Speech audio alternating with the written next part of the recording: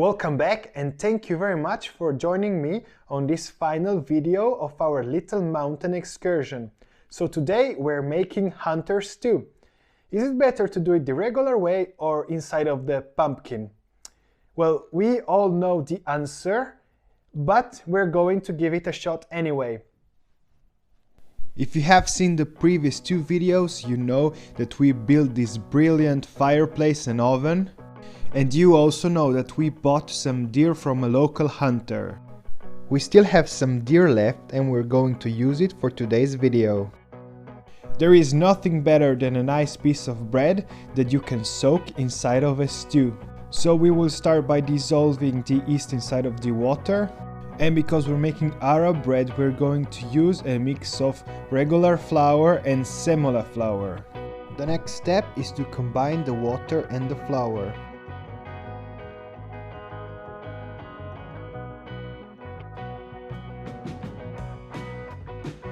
When the dough starts looking like this, it's time to add the salt. Now take the dough out of the bowl and start working it with your hands on a surface. This kind of movements help to build the gluten. Now make a ball and put it inside of a container with some oil. Close the container with a lid or with some cling film and put the dough to rise in a warm spot. Step 2. Vegetables. Let's start by cutting some onions. For each kilo of meat you will need from half kilo to 1 kilo of onions. This is a golden rule that applies to all kind of stews, goulash and also bolognese sauce.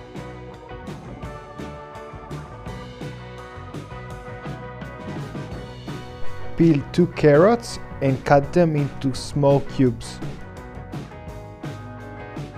I know that it doesn't look like it, but this is celery. Cut it into small pieces. We are making a fresh herbs bouquet with some bay leaves and rosemary. Tie up the herbs using some butcher's twine.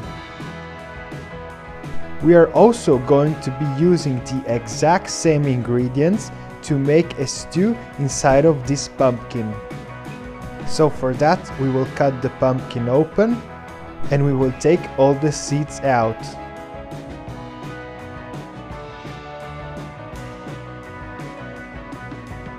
When you're done, this is how the pumpkin should look like. Clean also the top part of the pumpkin and use it to make a lid. Our pumpkin container is done.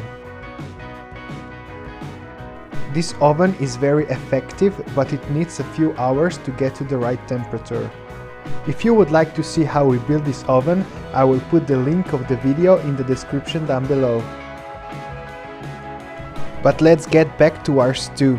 We are going to be sautéing the vegetables inside of pork's fat. Once the fat has dissolved, add the vegetables. Keep them under control and cook them for at least 10 minutes. I cut this onion into 3 big pieces and then I put them on the grill, and I will use this onion for the pumpkin stew. Stew inside of the pumpkin. If you think that I know what I'm doing, you're wrong. I have absolutely no idea of what I'm doing. Is this a good idea? Is this a bad idea? I don't know, but we will find out. After all of the other vegetables, I have put also the onions inside of the stew, and this is how it looks like. Pretty weird, don't you think? But now let's get some spices ready for the regular stew. So for that I'm going to be using some juniper berries and cumin seeds. And I will powder those up. And this is it, the meat that we bought from a local hunter. This is a beautiful piece of a deer's leg. The next thing to do was to clean it up.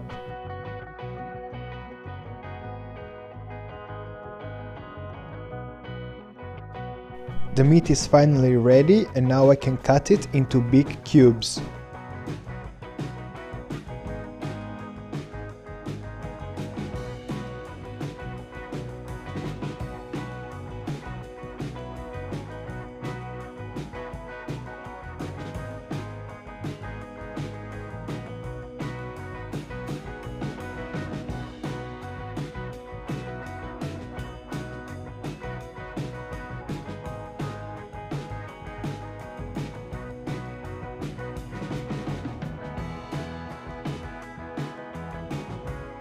This meat is very genuine, it's beautiful and it's top quality. And I was glad that someone else shared my same opinion. I will be using some of that meat for the stew inside of the pumpkin. Then I added some salt, paprika,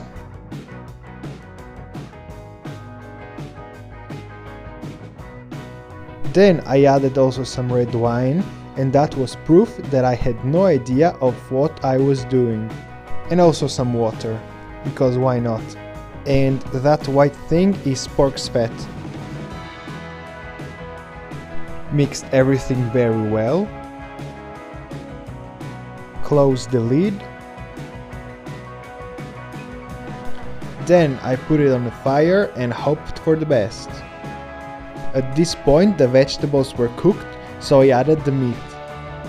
It's very important to cook the meat very well. It needs to lose all of its water. I added also some salt, some tomato paste,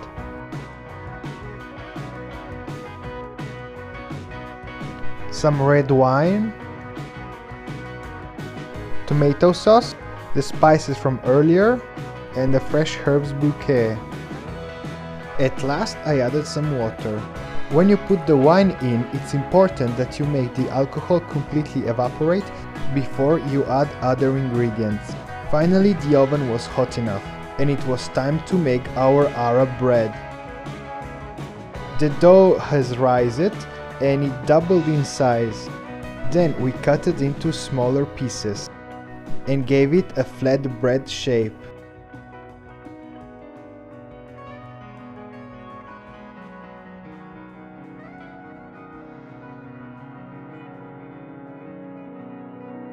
This was so nice because the stew was slowly going and it was smelling so good. The bread was finally in the oven and something was definitely going on also with the pumpkin. For this stew to be delicious, we need to melt some butter, and at this point we also need to remove the herbs. But before we continue, we need to turn the bread on the other side. The first side was already nice and golden. But now let's get back to the stew. So dissolve some flour inside of the butter and get it just slightly brown. Now let's put that mixture inside of the stew, and that will turn it into a cream. This is what really makes the difference, and believe me, it will make your stew 100 times better. At that point the bread was also ready and I was very satisfied with the end result. Arab bread is delicious and there's something about making it like this that makes it extremely special. But the stew was also ready and it was waiting for us. If you like stews, you need to try making yours this way. Trust me, it's the best way. Look how thick and creamy that thing is. It's just insane. And with that bread, that's absolute heaven. The meat was so tender and the whole thing was just a flavor bomb. Oh yeah, and I almost forgot about that thing. I didn't really know if it was ready or not, but that pumpkin was cooking for more than 2 hours now, so it should be ready. And I bet that you just can't wait for me to open it up. And that's something. It doesn't look appetizing, let me tell you that.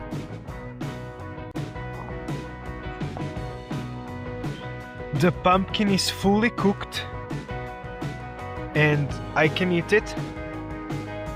But so yes, it can be done. It works, but I do not recommend it. The other one was way better. Not good at all. Don't try it, trust me.